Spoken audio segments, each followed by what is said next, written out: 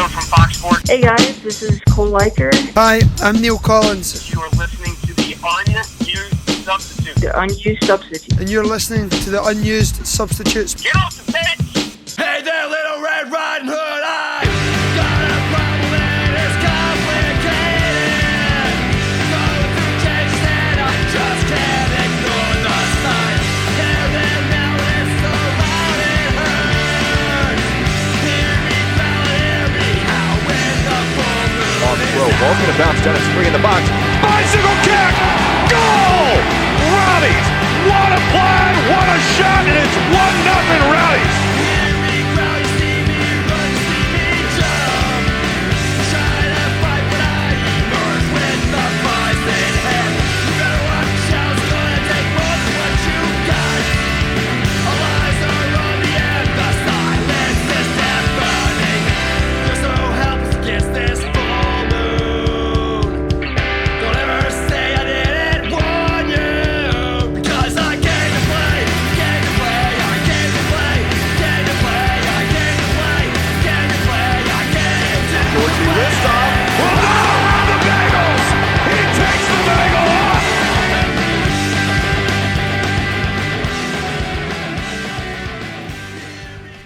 Good evening, everybody. You're listening to the Unused Substitutes live on Radio St. Pete, part of the Beautiful Game Network and sponsored by Roughneck Scarves.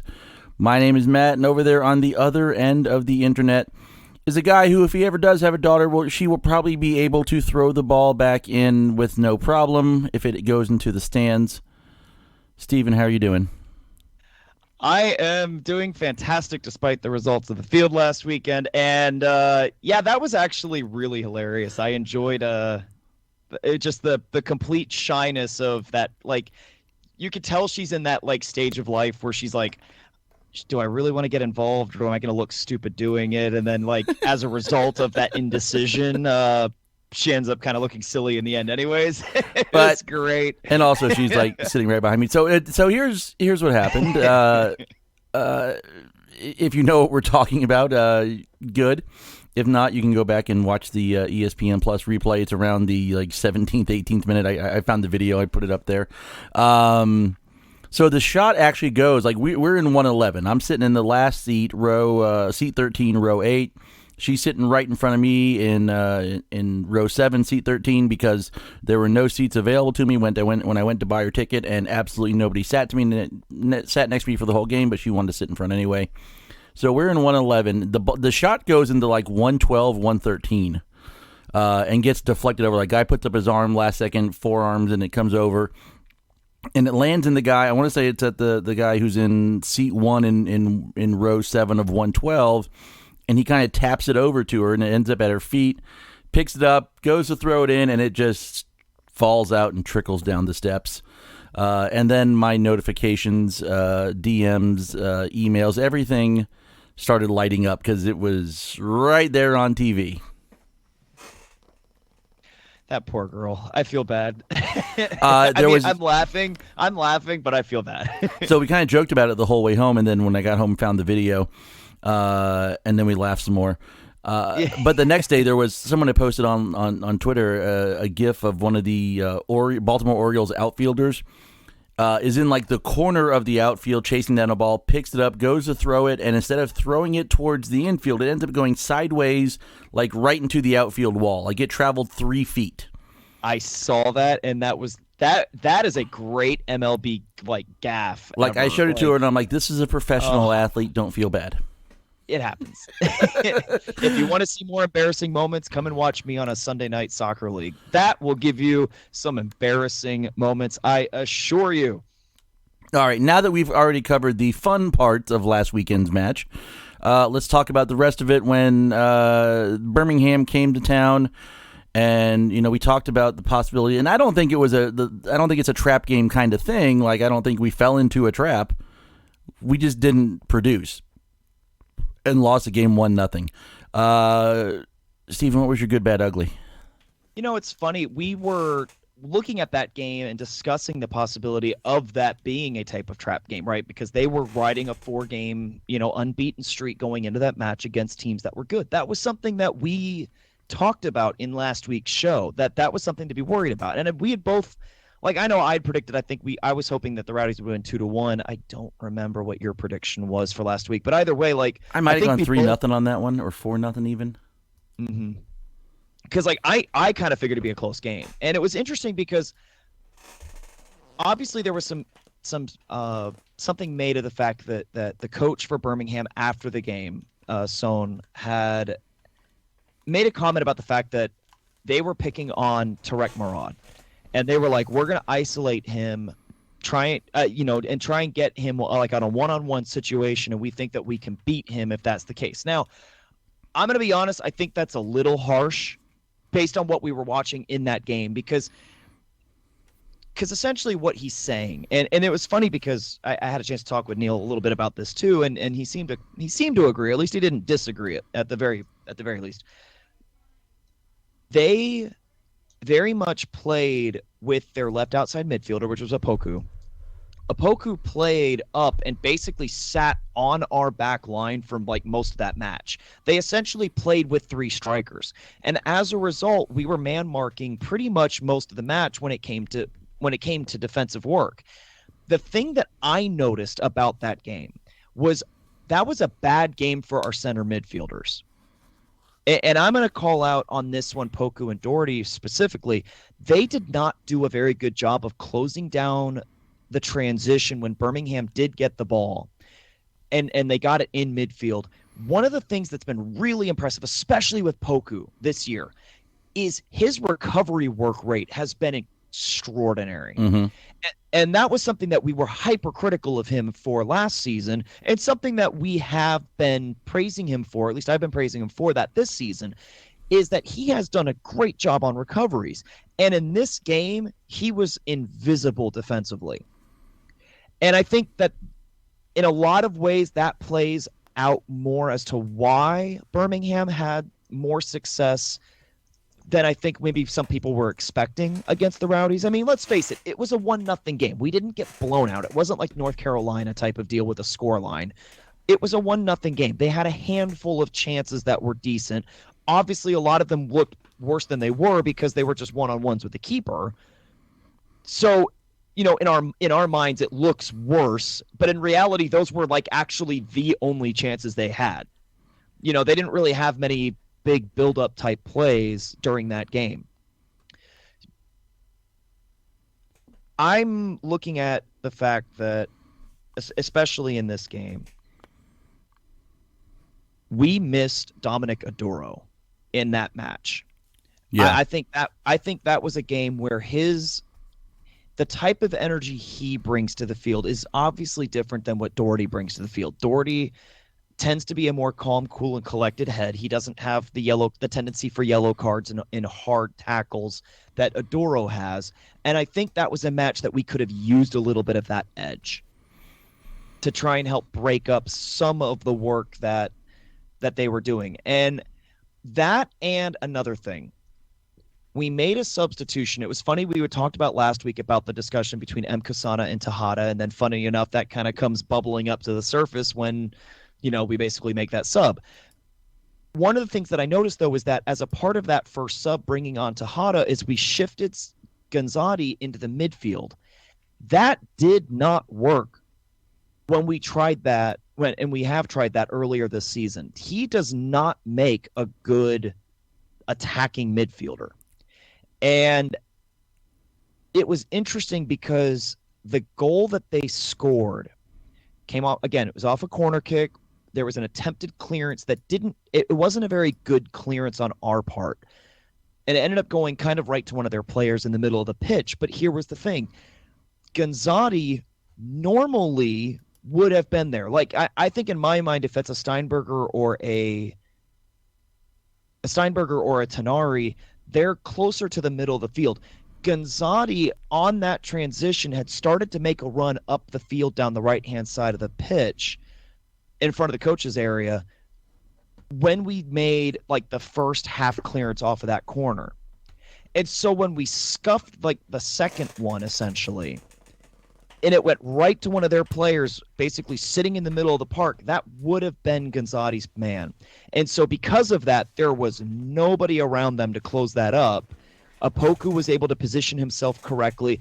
Murad actually recognized it. If you watch the replay of that, Murad recognizes that Opoku's going to end up getting that ball because there was a passing avenue there. Murad positions himself correctly. Unfortunately, Opoku's just straight up faster than he is. And it was unfortunate because it was a great goal. I mean, one of the things I love about soccer is that the best offense can beat the best defense. Like if I put a shot that is got the right curve on it, I can almost always beat a goalkeeper, really almost virtually from any range or any position, strictly on the basis of the fact that it's physically impossible for the electrons firing in your brain to make your body respond fast enough before the ball is by you.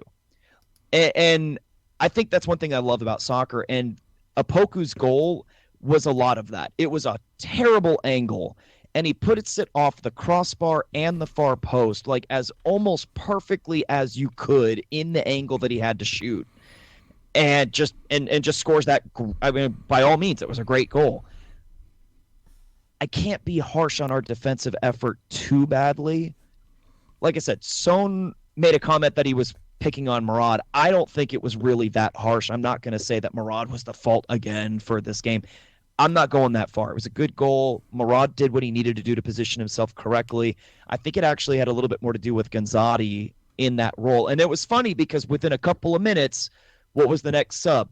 Bringing on Tanari and shifting Gonzati again. So to me, it kind of gives a little bit of validity to that opinion, was seeing the next substitution that we had and where that position ended up going. Yeah, I did notice when I was going back and looking for the clip where my daughter and I featured, Heather Donnelly was talking about how they had talked to Birmingham's coach before the game, and he said they think they've seen some things that they can exploit, that they can use to their advantage. And watching that game and God, what early on first 15, nearly first 30 minutes, I'm watching and I go, this could end up 4-0. The way we kind of dominated possession, moved the ball around, created some chances, and then it's like a switch flips. In the next 60 minutes, whatever they were trying to do with Opoku all of a sudden suddenly worked. He had a number of chances. Robinson had a great set of saves. He's up for save of the week, and I don't even know which one because there were several. I just went and voted. I didn't even bother to watch. And it takes him kind of getting the perfect angle on a shot that you probably can't do anything about to get the one goal. So talking to Neil and we talked to Macklin a little bit after the game too. It's not one of those games where you like the last loss against New York. It wasn't one of those where you come out feeling just utterly depressed about how the result was, other than immediately, not getting the 3 points. But it was kind of like they had to figure out the one thing they could do and hope for one chance, and they did it. And we, created chances and didn't manage to convert them. Now, that's the part that does concern me a little bit, because we saw that against New York, and putting together the stats tonight for next week's opponent, not this weekend because there's no game this weekend, but next week on the road in North Carolina, we're going to see that taking advantage of the chances you do get is going to be a key thing to coming out of Raleigh with some points. Yes, and furthermore to that, that's always been a struggle for this club historically, has always been finishing. I mean, we always never seem to be able to put games away that we should be able to put games away in when you look at the last couple of seasons. And so here we are, 2 of the last 3 games where it's kind of feels like that's happening again, and that kind of doubt is starting to creep into some of the fans' minds. Is it a what's the word I'm looking for? Is it a valid criticism? I don't know yet. I mean, obviously, we need more games than just 2 for a trend, considering we just scored 5 last week. Not last week, but a week and a half ago. But yeah, I was not displeased with our offensive production. I actually do think that one thing that hurt us offensively was that Leo Fernandez's game I didn't think was as on point as it has been. He ended up losing a lot of dribbles. during that game, trying to create his own space, which I'm not going to fault him for doing it because it's been his trademark all year. He's been very good at trying to dribble and create his own space, and I personally like that. I like that style of play, and I like that type of boldness. But he was not having a great night. We lost a lot of offensive possessions because of that. So it just could be one of those off nights. Again, it's the third loss of the year, where we might be upset because we don't want to lose games ever. We want to try and pressure the Red Bulls for that top seed, and it looks like that's kind of starting to become, it's going to end up being a 2-horse race for who finishes number 1 for seeding, which is great. Don't get me wrong. We all love the fact that we're kind of in that position and talking about that. But at the same time, being upset or being too mad about a 1-0 loss at home that was close, that wasn't like we were played out of the park or anything like that. We had plenty of chances to do it. I think you can. I think this is another instance of, kind of like the New York game. Okay, you lose 2-0 on the road to New York. They're like the team you're playing against for the top seed. In some ways, it's kind of just, okay. Yeah, so if I'm going to say good, the whole first 15, 30 minutes I thought was really good. It actually kind of seemed to turn on the shot that we were not able to return to the field properly. And after that, everything goes downhill. So I don't want to say that this is all my daughter's fault, but it might be her fault. Actually, I know the reason that we had problems.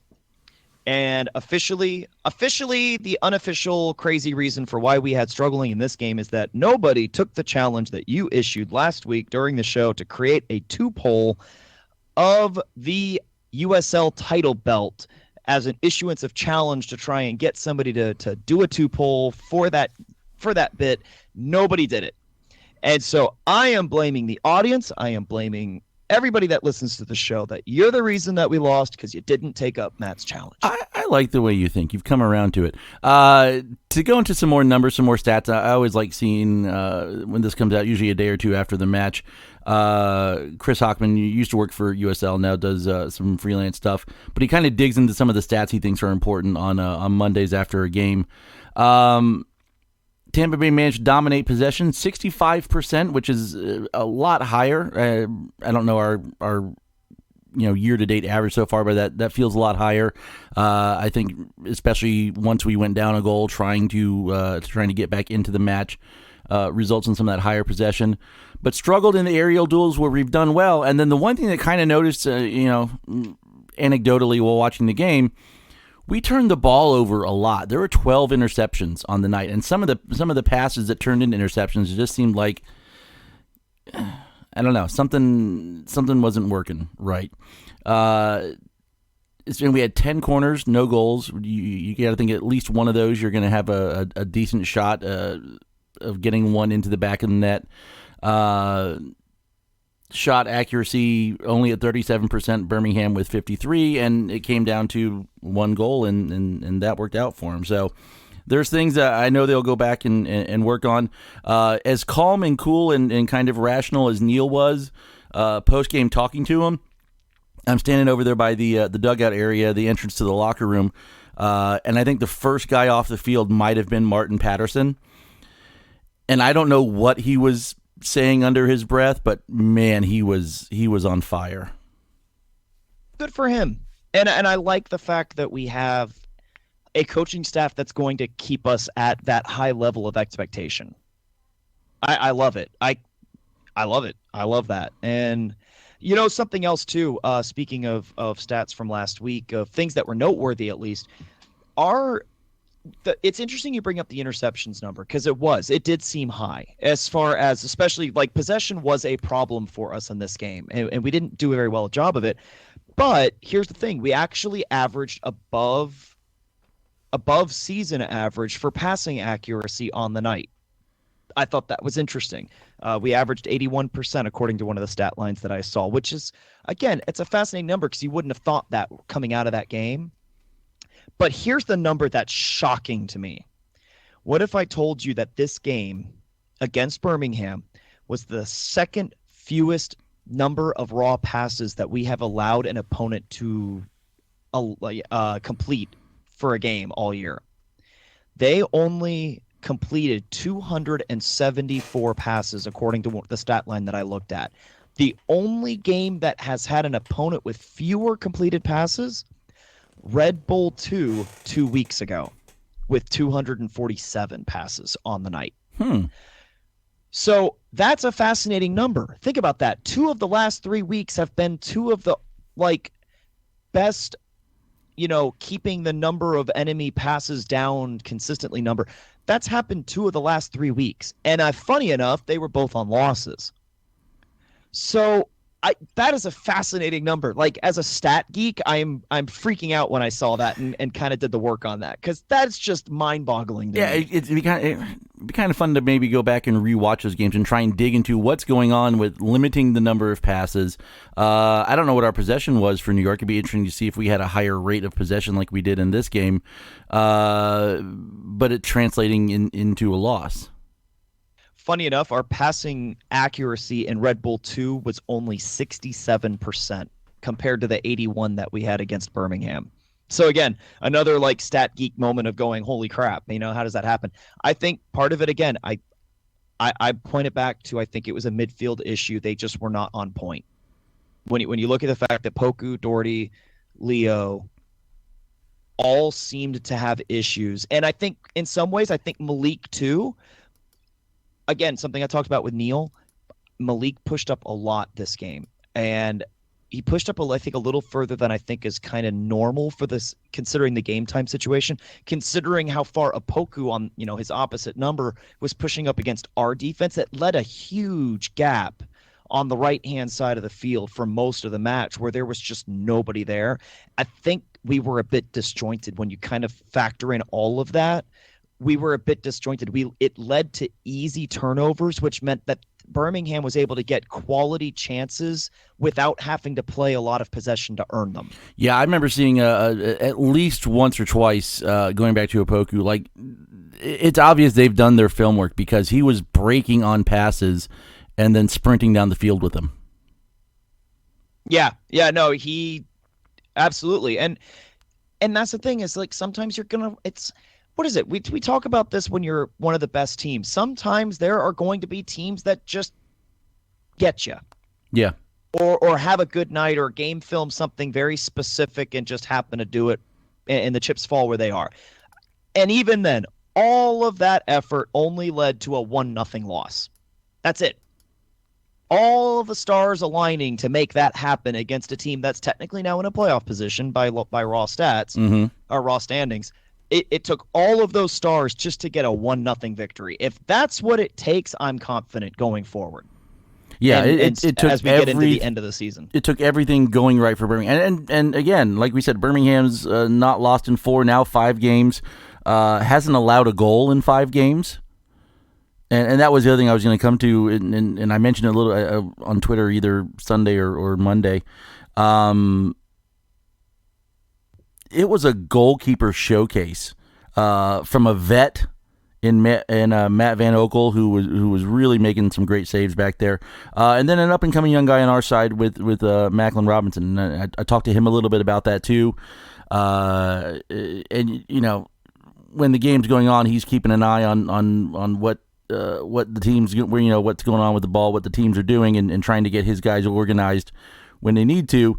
But he was definitely, he admitted to it, sneaking some peeks at seeing what Van Okel was doing, and they were just kind of having a little unofficial contest out there about some of the craziest saves you could get. So it's kind of cool to watch it. It's not so great being on the wrong end of it, but Birmingham's on a hot streak right now, and you can't, 1 game, 2 games, whatever, 5 games is a substantial trend. They're doing something right. This isn't luck or a bad set of opponents or something like that.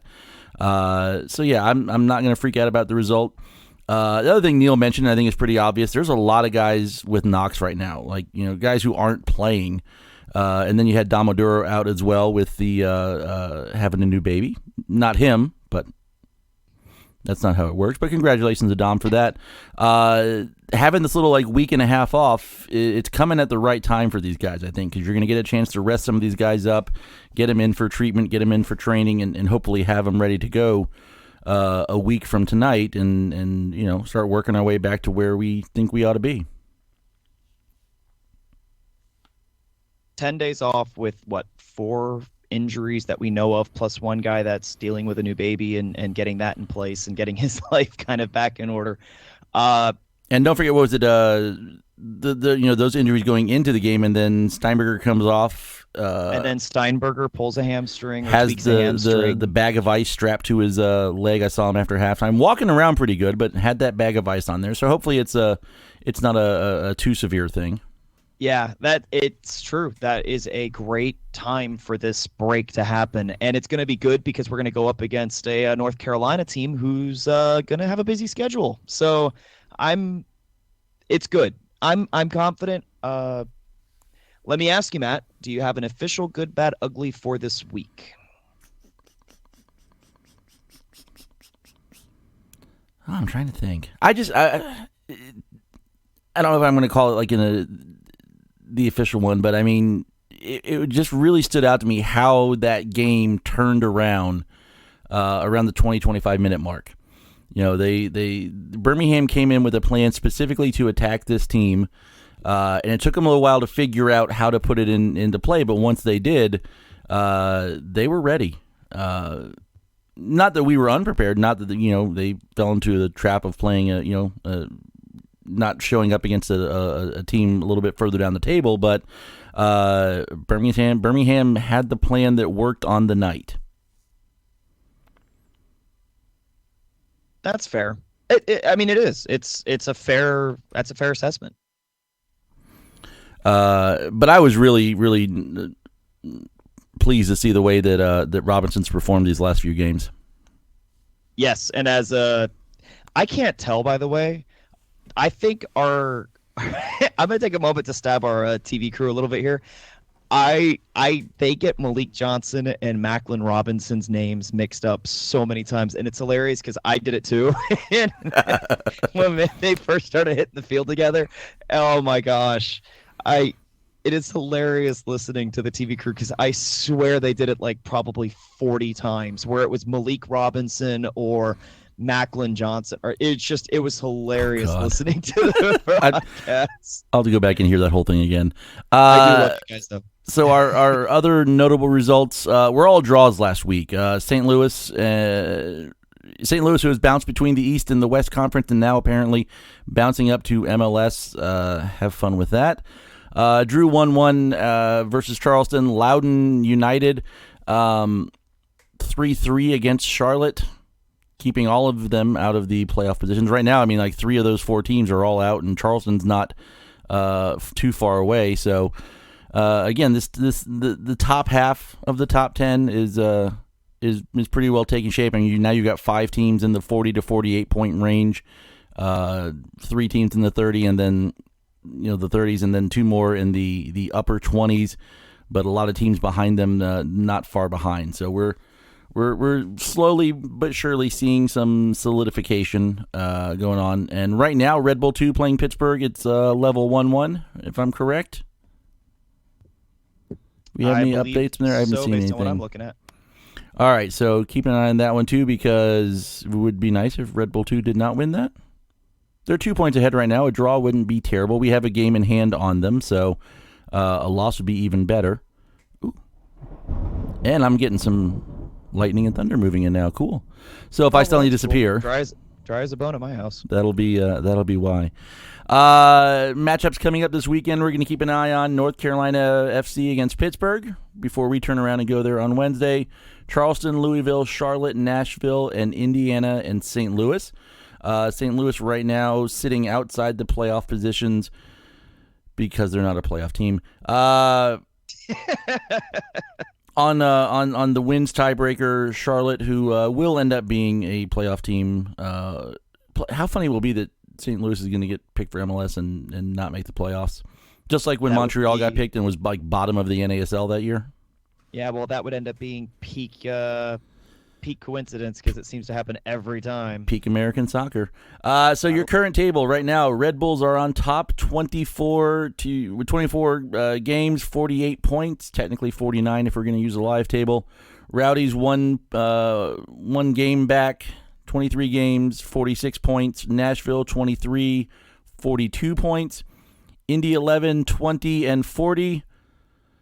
North Carolina FC 23 and 40. Pittsburgh Riverhounds 22 games, 39 points. Louisville 23 and 36.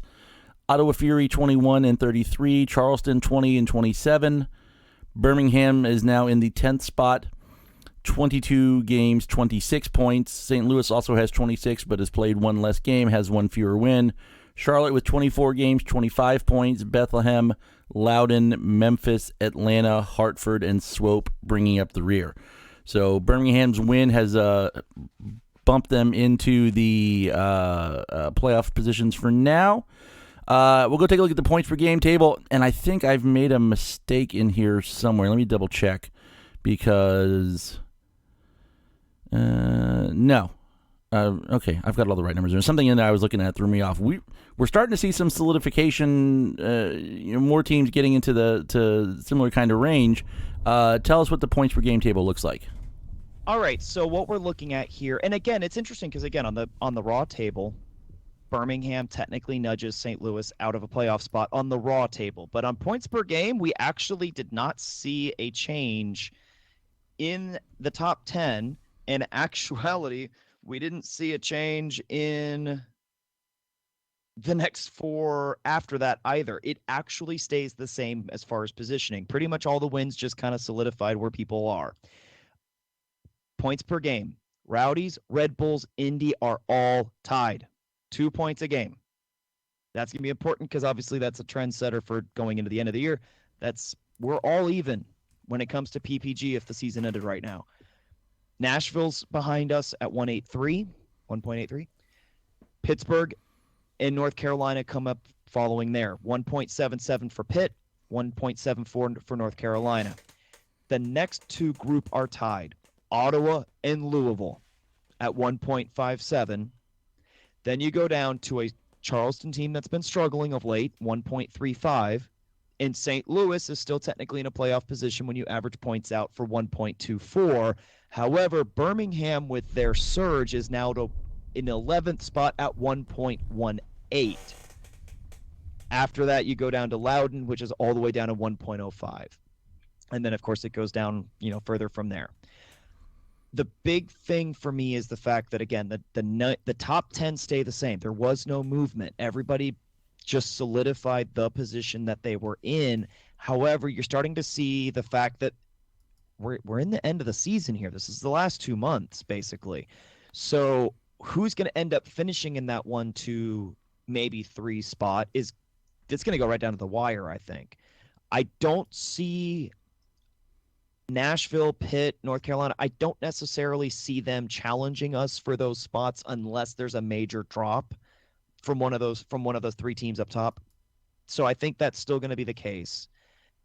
I still think Charleston's my team to go down as far as not making the playoffs. That was my prediction like 2 months ago. I'm sticking by that. I'm still sticking on the fact that St. Louis can still do this because I think Birmingham's riding a wave, but it was brought up on Steal Some Time that they were down to like a 2% chance for making the playoffs like 2 months ago. I think that they're riding a wave, but I don't think that's who they really are. I think results are going to end up balancing back out sooner rather than later. So I don't think Birmingham is going to end up making this run, but they are making a game of it. They're making it a bit more interesting. I'll put it that way. Interesting. So we'll wait and see what happens. I'm still not sure. I know you have this thing against St. Louis, and I just don't get it, man. Just because. My wife's sister lives near there, so automatically I don't like it for some reason. Well, they get to earn. They quote earned or bought a spot in MLS, so their hate is warranted because American soccer's goofy. I don't care if they want to deal with MLS at this current point in time, they're welcome to have it, in my opinion. Someone else. You retweeted it, Maxi Rodriguez. That feeling when MLS needs another $200 million to keep going. Yes, That's basically my opinion on it at this point. If I can suggest to anybody to follow a specific Twitter account, oh god, Maxi Rodriguez's Twitter account is one of the most hilarious things of like basically just straight up satire all the time, just mixed in with complete truth bombs, and it is the greatest thing you'll ever read. I love following him on Twitter. Yeah, check him out at Football Intellect. My favorite thing about it though is I found his account when I was looking for someone else, because Liverpool used to have a player named Maxi Rodriguez from Argentina. Yes. And loved him. We had songs for him. Like loved, and I looked it up and I was like, well, that's not him, but that's some kind of funny stuff right there. So I kind of followed off and on, and in the last few weeks, I think I've re-added him back on there because it's some fun stuff. Anytime a USA Mexico game comes around, he might grate on your nerves a little bit depending on which side you're on. But he's a fun guy in general. Lots of mascot stuff, which is good. You know what my new favorite Twitter account is, since we're talking about soccer Twitter accounts? What do you got? Mascots Minute Silence. Mascots Minute Silence? They take they post photos from games where, teams are having a minute silence for some reason, and it's, it's so far I think it's all been European English teams. But like if there's a moment silence and Pete the Pelican's out there on the pitch with the players, head bowed and wings kind of crossed over in front of him, and it's just because it's here's this like somber kind of solemn moment, and then you've got some guy in a giant animal costume out there paying respects as well, and it's a little bit absurd. Wow, I have just discovered that, and that is absolutely the most hilarious thing I think I've ever seen. It's fantastic. There used to be, there was like out of context mascots, and there was all the ones of like the Arsenal dinosaur just kind of looking all alone, and or like when the bus pulls up and they all have to high five the dinosaur on the way into the stadium, and it's just like this just seems a little weird. That is great. Oh my gosh, that Twitter is amazing. And you know what's funny about this is that my younger brother, he worked at Chick-fil-A when he was younger, when he was a kid, and he would do the cow costume, every now and then, because they did rotations on stuff like that. And he said one of the things that was amazing is just how hard it is to like not have the mascot like uniform slouch. Like, it's really, really easy to make it look like you're slouching over in that thing, and that actually makes it really difficult to wear, and kind of a challenge to wear. Because otherwise, like, if you're not paying attention, you look like you look so bizarre and so weird. And it's funny looking through this Twitter account, and that looks like that's the battle going on in like every one of these photographs and comparisons is these poor people that have absolutely no idea what they look like at the time. It's so great. Yeah, some out of context mascot stuff is probably some entertaining stuff to do. We have to do a show on that, just like best soccer Twitter accounts. We could do that. That'd be fun. You can do Ted's. Ben, I'm avoiding that one. Ben, do it like a little thing on Ben Fast or something like that. Oh.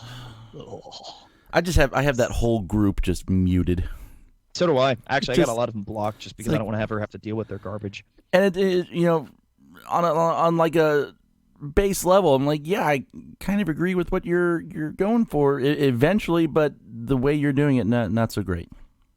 Oh well. Anyway.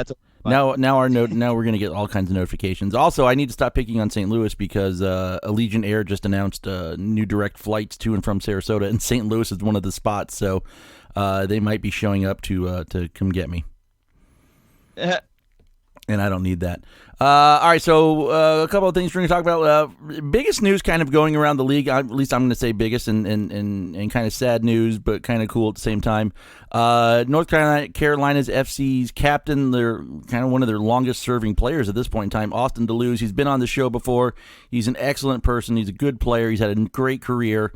is going to hang it up this season after the season's over, which means next Wednesday will be the last time the Rowdies will face off against them. North Carolina's already come here once this year, and he didn't even make the trip for the game. So Austin's last trip to Tampa Bay was sometime last year, I'll assume. Lots of fans and people, especially of other teams around the league, kind of paying tribute to the guy. He's the guy that was the original starting voice behind playing for Pride, and we've done stuff with him before on that front. I have a feeling, I haven't talked to him, I don't know any of this for sure, but I have a feeling he's going to move into doing some of that stuff kind of full time, which I think will be good for him because he's gotten something pretty big started. And to be able to work and focus on that full time will probably make that a even bigger and better thing. We might try and get him on sometime soon. Austin's a guy that we, it doesn't matter what team he's playing for or if they've just beaten us or we just beaten them. Like it's good to have him on and just kind of chat about. He's been around. He's seen a lot of the American soccer landscape for the last few years. It'd be interesting to talk to him and kind of get it. We'll do like an exit interview with him maybe. So I tweeted out some kind of stuff. Like I like the guy a lot. I was kind of upset when he didn't make the trip down here. But closer locally, the Supporter Summit last night, and this, they did the like Business of Soccer event kind of for the sponsors, the business partners, the Chamber of Commerce type people, a week or so ago. They had the Supporter Summit as well too, and it's. If you've listened to the show for a while, I've been kind of saying there needs to be this kind of like open house, kind of almost like an AGM type of meeting between the team, the front office, the supporters, whether it's just the supporters group, whether it's the season ticket holders, whatever it is. Or like that's the kind of openness and interaction I think that people want, and doing something like that kind of helps to generate the interest as well too, or build on the interest. And they had it last night. I thought it was cool. My only kind of fear about it was a Tuesday night on the first week of school. I was going to do my best to get there, but first week of school, there's all kinds of unexpected, mandatory extra time put in at work. I didn't even leave school till about 7:30 last night, and I know it started at 6, and I didn't get to get up there. I was kind of bummed since I was talking to Lee on Saturday at the game, and he was like, "You're coming," and I'm like, "I'm going to try to. I've been beating the drum for this for a couple years now. I kind of feel like I should be, and then I couldn't get out of work in time to get up there. But you were there, and they went over a lot of stuff. Some of the stuff is still kind of between the clubs and the supporters groups for right now. So tell us what you can tell us about last night. Yeah, I had a chance to go. I wasn't sure really on my attendance up until the last minute, until you really said that you weren't able to go. I was like, I have to go now. Somebody's got to represent. So I went ahead and went out there. We had representatives from 3 of the larger English Premier League supporter groups there. So Liverpool, Manchester United, and Arsenal were all represented at the event, as well as, of course, Ralph's Mob and Skyway Casuals. There was a long list of people from the front office that were there. And I think that I'd be okay with sharing basically who it is. I mean, obviously, Lee Cohen was there. Neil Collins was there. We had a chance to talk with them. A couple of the guys from ticketing. So Joe Grossman, Mark Robertson, Emmanuel Donis. So they were there. Ryan Helfrich was there, obviously. But then there were actually a lot of people from the Rays as well. So a couple of folks that are doing marketing and digital content. And then, of course, probably one of the cooler moments of it, and this is the one that we're going to really kind of get into a bit, is Brian Ruiz was there. Brian Ruiz is basically the head of youth partnerships, developing all those youth partnerships.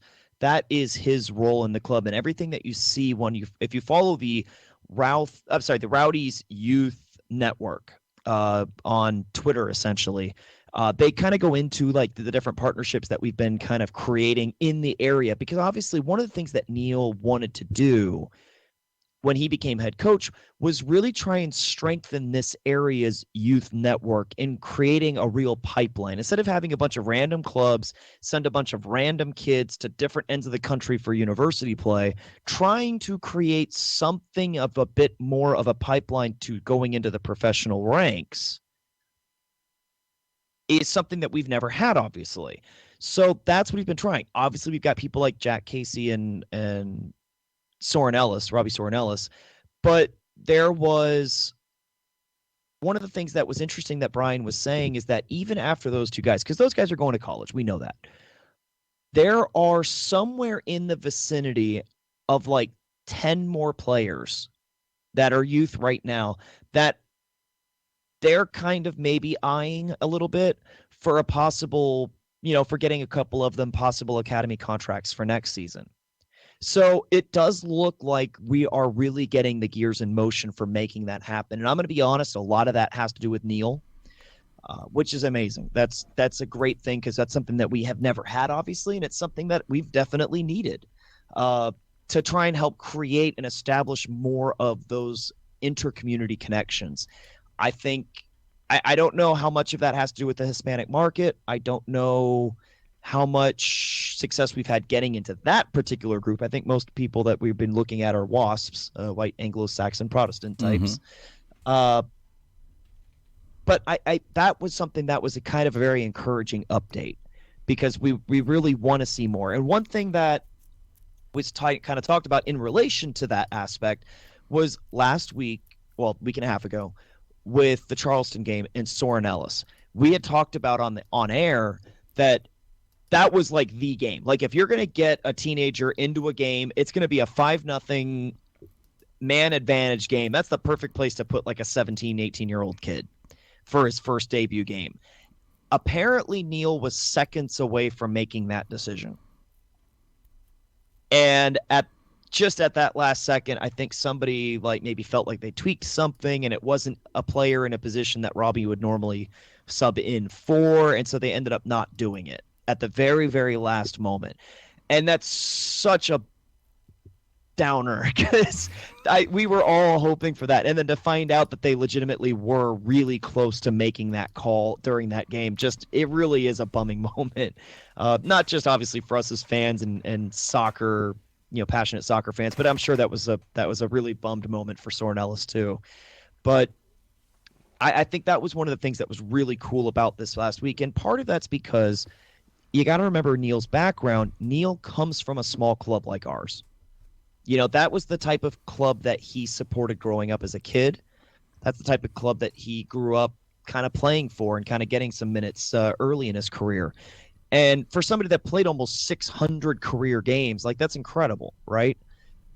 So when he came in and saw the Rowdies for the first time as a player, it was a kind of a link to his childhood in a way, where that was what he wanted. And he's like, I want to help make this what I had when I was a kid that inspired me to go into the career that I did and the length of career that I've had playing. It came from a club that was our size, basically. Mm-hmm. So I think that is more credit to who Neil is in like why they did things like the Supporter Summit, because there were things we wanted to discuss with the club in general, but of course there were ideas that they had for us. Like I said, there's a lot of things that are still in the works, a lot of things we really can't talk about that they asked us not to talk about. So, we're going to respect that. I figured, the youth pool would be something that's kind of innocuous enough that we could kind of go into it a little bit there. Other than that, though, the other big thing was the local supporter groups for those other clubs. Obviously, we mentioned the fact that there were 3 of them there. They each boast very large memberships, whether in the strict sense of purchasing a membership or just being affiliated with the group. There were there's a lot of people involved in those 3 teams in this area. So, I mean, we even recognize that, right? Like when it came to TV ratings for the major markets, Tampa ranked as one of the highest rated individual markets for the Manchester United Chelsea game for this weekend. Mm-hmm. We ranked one of the highest. That only goes to show how many Manchester people are interested in teams like Manchester United. So one of the things is trying to further those relationships a little bit and reaching out to those groups directly rather than indirectly. Because I'm going to be honest, most of the reaching out that has kind of taken place has been somewhat mob related, trying to get them to come, like with Sticks of Fire. When they show up to a game, it's usually because we've tried to invite and organize kind of a night out. Right. We've done that with the Manchester United groups before, but now you've got the club trying to reach out to those groups as a group instead of just a random invitation, trying to organize something more specific, something more regular. Now, a lot of that comes down to them creating sponsors, on their end that can help the club, because the club can. And this has been a thing that the mob and the casuals, and to a lesser degree, have always struggled with, is it takes the club can't do it all. The groups themselves have to get it done. Obviously, the mob has had troubles ever since Crawley shut down, trying to find a decent pregame pub for years now. Obviously, we did tailgates for a bit and things like that. And it's been a hiccup of ours as one of the supporter groups for the club, but it does come down to us finding the right partnership. And the fact is that the club can't do that for us. Right. And that was something that I was preaching back when I was president a couple years ago. It was like, we need more people to take it upon themselves that if they want to see something done, they have to find and get the energy to do it themselves, because people can't do it. Like the president of Ralph's Mob, now it's Aaron Rutke's. He can't do it all. He won't be able to find 4 different pubs across the whole area that can each organize bus trips to each of the home games, help try and get the group organized for road trips, and do the drum every week, and help tifos every now and then. Like, he literally can't do all of that and live his own life off the field. Yeah, it doesn't work that way. So, and I think that was part of some of the messaging from the club, was like, we hear you. We hear some of the things you have to say about some of the struggles that you guys deal with, and we'll let you know we're here to help, but at the same time, you have to kind of do some of the legwork first, which was good news. It was good to hear that, because there were people in that room that maybe didn't know that before. Yeah. And I thought that was one of the cool things that we discussed. Like I said, there's a lot of other things that we touched on, a lot of other subjects that we touched on. All of them are good. I'm going to say this. The Supporter Summit was more about what we can do to increase and better the in-stadium experience, rather than a discussion about the health of the club or what direction the club is going. Like, are we going into MLS? That's like always the famous question. Where's the MLS push? What are we doing for that? That had nothing to do with what the Supporter Summit was last night. It was, how do we make the in-stadium atmosphere better than anywhere else in the league? We already know we are the #1 tifo king in the country. Well, okay, in lower division, and one of the best in the country. We're up there. Oh yeah, we're probably top 10 in the U.S., I'd say, arguably. But how do we continue to grow that? What kind of things can we do in the stadium to help further the atmosphere and the passion that can be driven behind this club? And I think that was one of the cool things, was just talking to all of these people that are involved in marketing and digital content, Coach himself. That was cool. And I think that was great. It's something that they said they wanted to do again. I know it's something that a lot of the people in the room wanted to do again, now that we kind of have a taste as to what that might look like as a, because again, that's the first real summit, quote unquote, that we, like an open summit of sorts that we've ever had. I mean, obviously the supporters themselves have always had private meetings with the club forever, but so yeah, there's a lot of things that I think were good. And I think that we can see a lot of changes hopefully coming maybe as soon as next year. So we'll see what happens. And you gave us some info, and I've heard some stuff from other people, and the stuff that we haven't talked about is all of it is going to be really good if it comes together and done the way they talk about doing some of these things. It's not like, let's hide this stuff because it's going to be bad news and we're going to sneak it out on a Friday at like 6 o'clock. Like, It's some genuinely cool stuff and stuff that people have been talking about for a while or throwing around as ideas. So definitely stay tuned. And I saw them tweet, hope this is the first of many. I agree. Like, I don't know what that turns into eventually. Like, I don't know if you have once during the season and once in the off season, kind of planning for what's coming up, and then kind of doing a mid-season debriefing or something like that. But we talked about, and we've talked about with the ticket reps, and we've talked about with the front office. To me, that's another season ticket perk. The ability to go to something like this and interact directly with these people who are doing this kind of stuff, to tell them what we want to see and what we'd like to try and do, and figuring out ways to do that together. So hopefully it is something that they continue doing. I applaud the effort.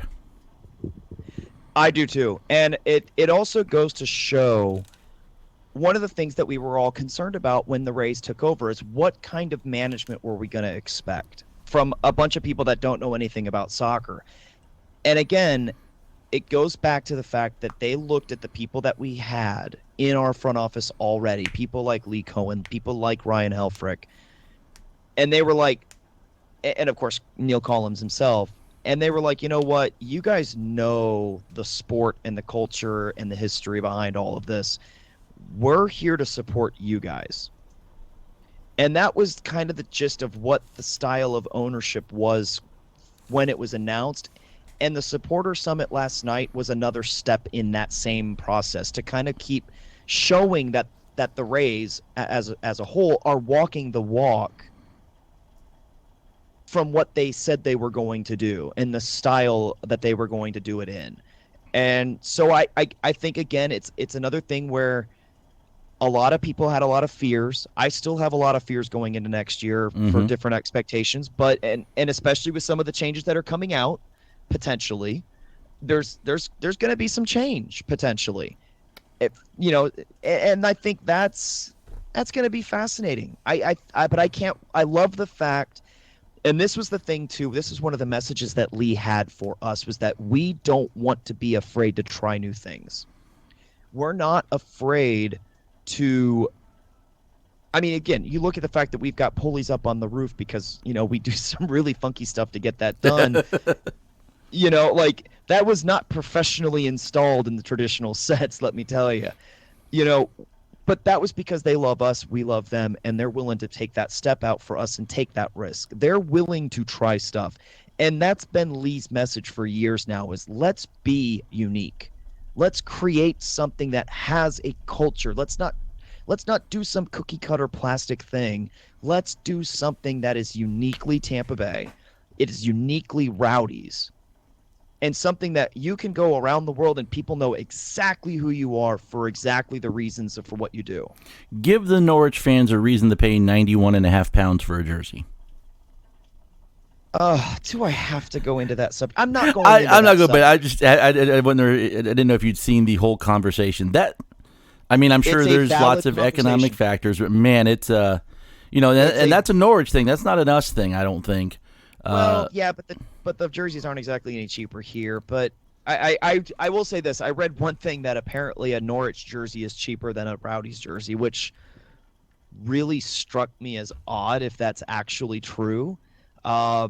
But I don't know. I don't know what they're hoping there. But merchandising is something that obviously we all know from not just as fans, but even front office. As I'm sure at least somebody from the front office probably listens to our show. Oh, yes. Everybody knows that there's been some pretty consistent issues on the merchandising side. Yeah, Part and that, it's a first-year thing. Exactly. Going back to not just the Rays, but for who controls the merchandising aspect of stuff. This is all first year for everybody involved in soccer. So it's frustrating, but there's growing pains. Hopefully they're learning lessons, and hopefully things get better going into the offseason, because we definitely will need another good push, especially if we make a deep playoff run.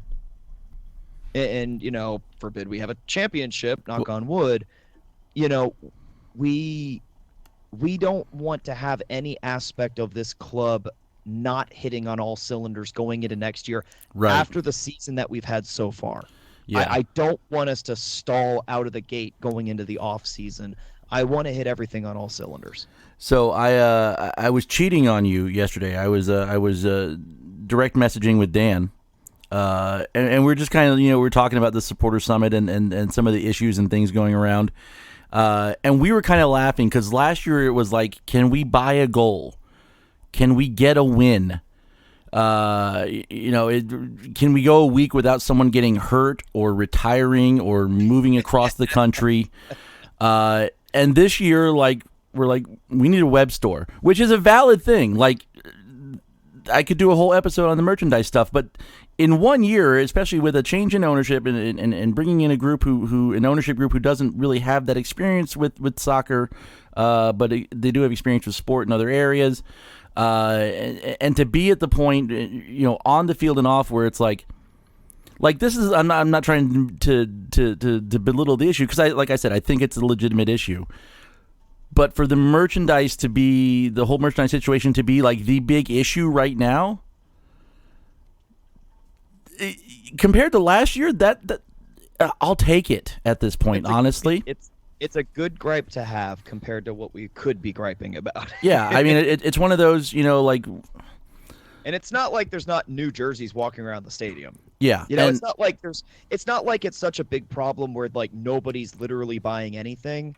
There's still plenty of new merchandise around the building. So it's bad, but it's not as bad as it could be. And I'll quote Dan. Hopefully he doesn't mind me sharing the DM in public here. But it was one of those, like, we're so used to like everything going wrong kind of all at once. And the last 2 out of the 3 weeks aside, like, everything's been great. No one wants to fire the coach. We don't know what to do with our hands right now. And yeah. And so we're just like, let's find me something. What? Okay.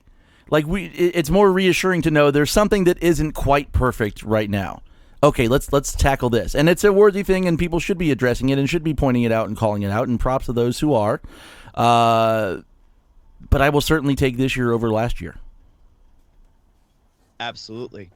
So, as we transition away from subjects here, there is a breaking news moment that we do need to address, and that is that the final score for tonight's game that we were following earlier has ended 2-1 in favor of Pittsburgh. Nice. Over Red Bulls 2. Way to go, Riverhounds. So our position in the standings does not get worse by any stretch. It'll affect the points per game table, obviously.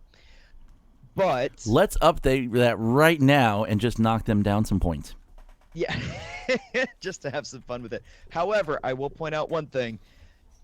Hello, everybody. Remember the team that I was saying that was really, really good that you should never sleep on like 2 months ago? You were talking about St. Louis. No, I was saying because Pittsburgh started the year playing so few games that Pittsburgh was the team that you should not sleep on, that they would be just fine once they played games, once they got their schedule caught up. That's what's happened. I said that 3 months ago. Now, St. Louis obviously is different because St. Louis had a bunch of games cancel and then had a couple of gaps like in their schedule, so they ended up going into the tailspin they've had kind of because they haven't played as many games, quote unquote, for a long stretch there. But yeah, Pittsburgh was something that it was one of the first shows that we did where we were looking ahead, and I said Pittsburgh's a team that'll be a top 6 team, I think, by the end of the year. Yeah. And technically now they're in number 4 as it stands on the live table. Because they're not ours, but your New York Red Bulls 2 now have 47 points from 24 games for a total, an average of 1.96. Get behind us, Satan. That's right. It's only a 2-horse race in this, and that's it's us and Indy. Red Bull 2 in the rear view. Yeah, I wish we could say that. Yeah. It's not true. Red Bulls are still amazing.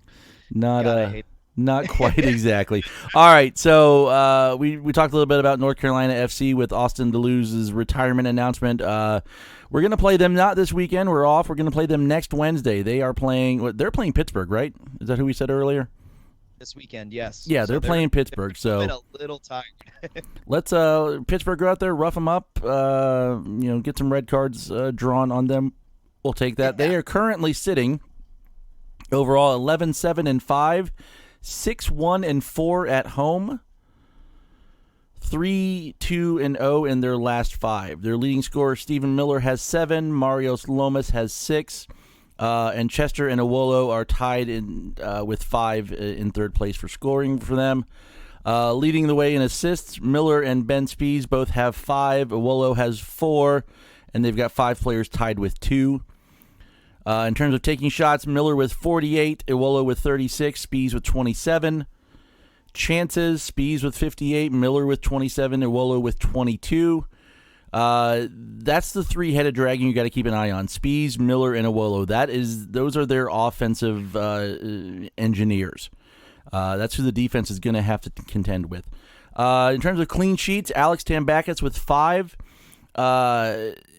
They have their other keeper has, I think, 2 clean sheets in 3 games. They haven't kept a ton of clean sheets, but they don't allow a ton of goals. In let's see, where are they at here? 23 games, I think they've allowed 22 goals. It's an average of 0.9 goals per game. Finishing chances is going to be an important thing. Chances are going to be at a premium, and finishing them is going to be important. They've got 49% average possession, 10 goals from outside the box. Double what Birmingham was coming in. These guys are dangerous from different areas of the field, not just up close, but they're dangerous from at distance too. Typically, USL puts out their discipline update, and on Wednesdays, I did not see one for this week because the one that was at the top of the list was last week's. They did not have anybody in trouble last week. And the players that got yellow cards to them were not players who were near a suspension anyway, so I'm going to go ahead and assume that they have no players missing the game for discipline reasons and no players nearing a suspension, so won't be playing with that in the back of their minds. Ardamaduro is still 1 card away from his second accumulation suspension because he hasn't played the last 2 weeks. This is going to be a tough game. This is going to be an important game to go up there, and we need to get back on track with 2 losses in 3 weeks. A win would be great. How confident are you? What do you feel about this game? So we talked about the three-headed dragon, Spees, Awolo, and Miller. So North Carolina plays a 4-1-4-1. That's how they played us earlier this season. That's how they still play their formation. The way that 4-1-4-1 plays, Miller and Spees are their outside midfielders technically. And of course, Awolo is their main striker. So that gives you a very good indication for how they play. Those outside mids push up high. That's one of the reasons, again, why North Carolina had such success against us when we played them earlier this year at home, was the fact that, again, and this is the same thing that Birmingham had for success, is that they mark and they play pressure against our back 3. Because what's going to end up happening, of course, a lot in this game is Miller, Awolo, and Speed are going to be straight up along the back line with Murad, Richards, and Diakite. So that's going to be something that we're going to have to be able to do. Now, granted, I don't know how playing on Saturday against a good team in Pitt is going to affect the rotation and things like that for players and maybe even formation against us the following Wednesday, next week. But that's how they play. And again, we have had difficulty, like when we play against defenses that put, say, 5 in the back, which based on what I've seen here, Smith plays a little deeper than some defensive midfielders out there. So they play almost like a dedicated 5-back. We're not sometimes the greatest kind of breaking those down. So we're going to need players like Tenari, who I would imagine would probably end up starting, especially since Steinberger came off, tweaking a hamstring a little bit. I would imagine Tenari's going to play in that game. I would imagine Aduro's back, assuming everything's fine back home. I would still give the other start in our center midfield to Poku. I still think he's been as hot as he has for the year. I don't see how you don't put him in and continue to try and get that confidence back, because that's where the game's going to end up being won or lost, in my opinion. It's going to be that midfield, because it's going to look a lot like Birmingham if we lose the midfield battle against North Carolina. And it's funny because it's going to look a lot like the other North Carolina game, where if those passing from those three center mids are not on point, we're going to have and defensively we're not sound, that's where we're going to lose the game, because North Carolina pushes those three players high. That's how they did it against us, and they put 3 on us. That's how Birmingham played against us. That's how Birmingham put 1 on us. It's how New York played against us. That's how they won 2-0. They don't need possession. They just do counterattacks. Yep. And they do counterattacks well because everybody's matched up in the back, and we didn't have very good defensive midfield nights, so nobody was closing down their midfielders, which gave them all the time in the world to time those passes through. And I hate to tell you this, but trying to defend one-on-one where you are just trying to defend against a pass is darn near impossible, unless you're like just truly elite. That's not an easy thing to do if somebody's got all the time in the world to time that pass. So that, I think, to me, when I look at how this team plays with North Carolina, I think we're going to be a lot of the same issues, a lot of the same things that we've been facing for the last couple of games that we've lost. I think is going to be the same situation again. So this will be an incredibly tough game. This is going to be one of the toughest games we play all year. This is going to be one of those games where this is going to be what the playoffs are going to look like, especially after the first round. So what's your prediction? Oh, gosh. Well, I am going to say, considering how the other game ended,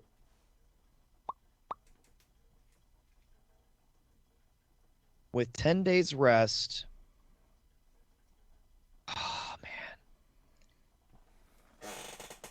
Oh, I hate to say this because this would be bad. All right. I'm going to do it, and I'm going to hope I do the gloom and doom predictions so it turns out all right in the end. I'm taking North Carolina 2-1. Interesting. I am going with the 1-1 draw.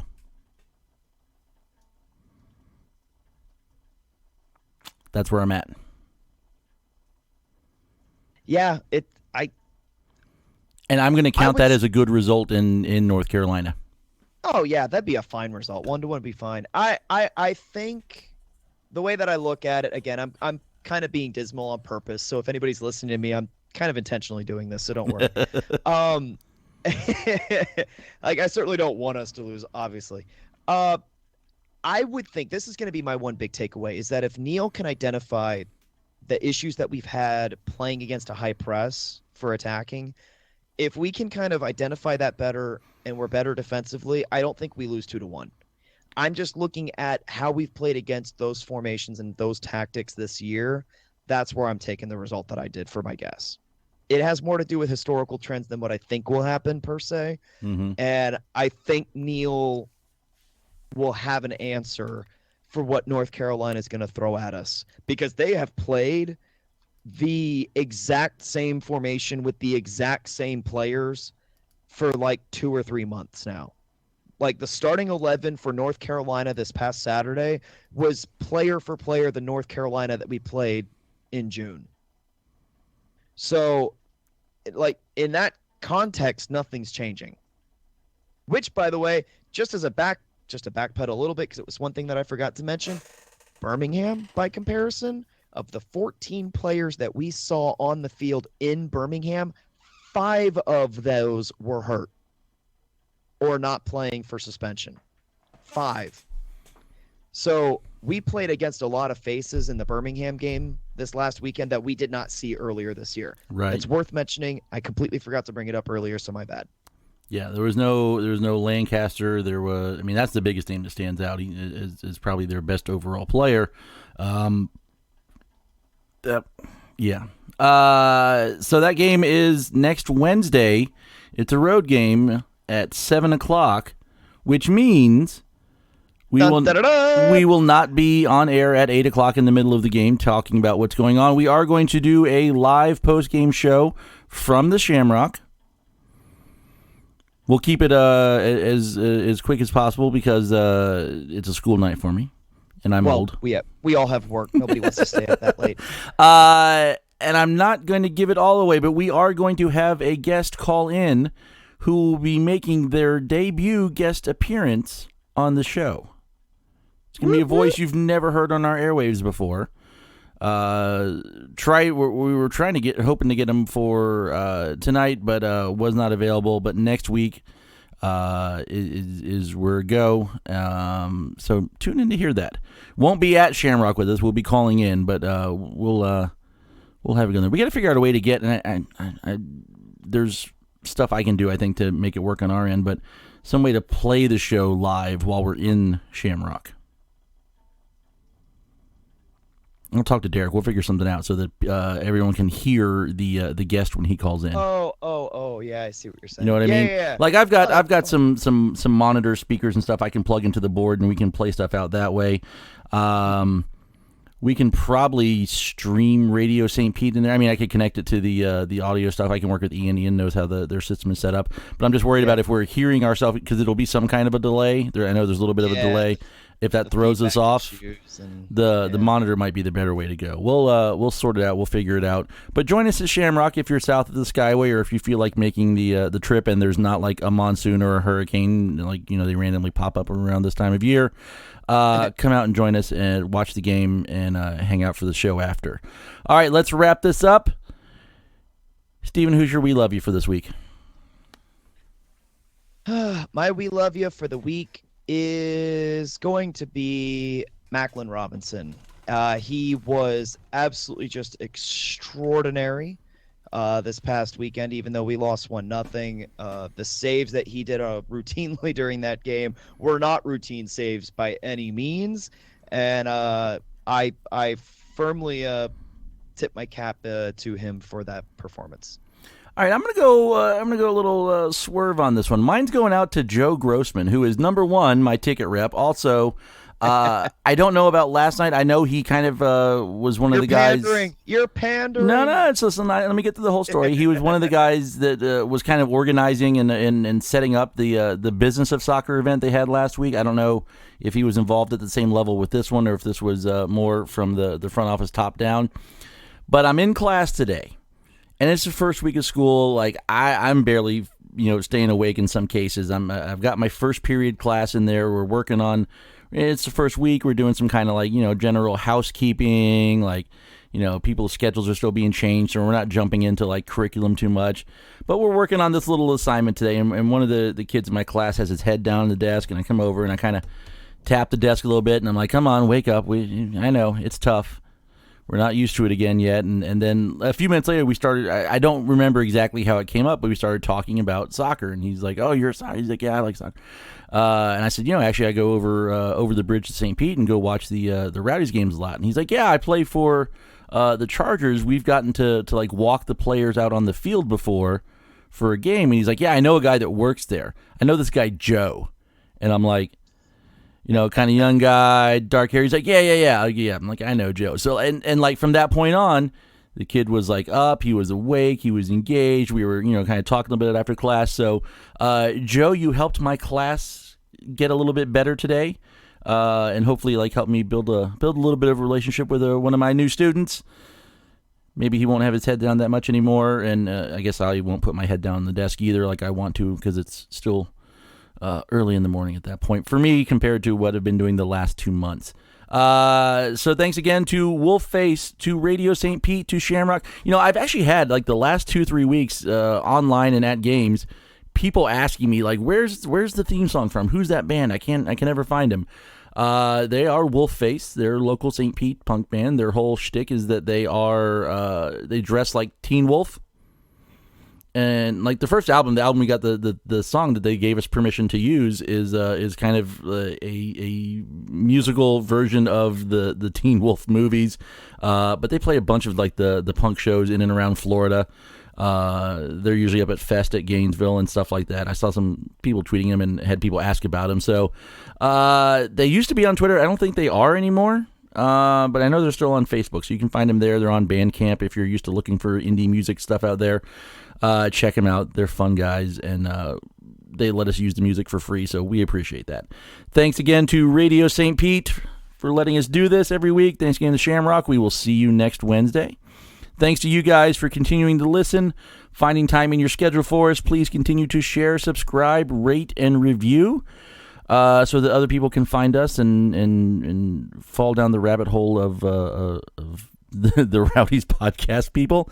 If you'd like to support the show on an ongoing basis, you can go to patreon.com/theUnusedSubsPod. Or I think it's just Unused Subspod now. I think I changed that. So everything's the same. Maybe that's why we haven't gotten a lot of donations lately. I'm giving out the wrong address. Possibly. We'll see. Patreon.com/UnusedSubsPod. Thanks again to our sponsor, Roughneck Scarves, the official scarf supplier of MLS, USL, and US Soccer. Get custom scarves for your group or team at roughneckscarves.com. It was fun being out there at the stadium last weekend, bringing my daughter with me for one more game before school started. She can't be there the next one, but I'm going to try and bring my wife because I need more than one Georgie bobblehead.